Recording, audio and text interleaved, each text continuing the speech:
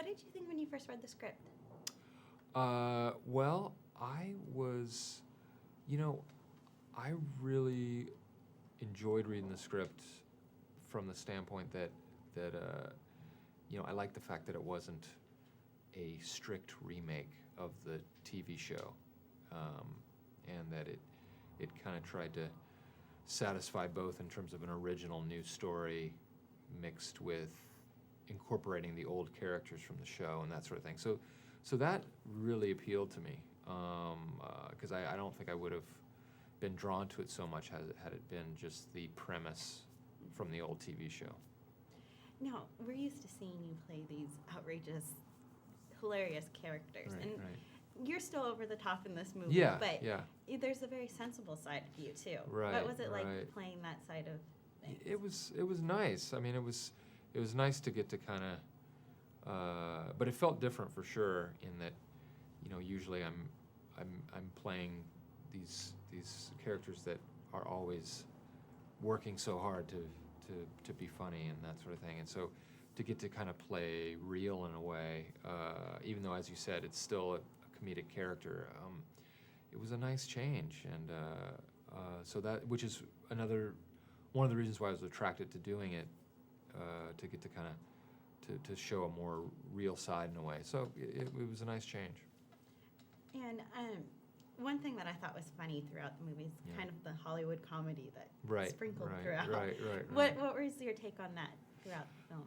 I mean, I'm probably biased, but I mean, it's always fun I think, to make fun of Hollywood because there's so much to make fun of there, and and it's fun to play kind of a vain, over-the-top actor who has all these silly demands, and yet when you really boil it down, he's actually kind of a really nice guy and who's just kind of a product of his environment. So that's one of the aspects of the film that I think makes it great.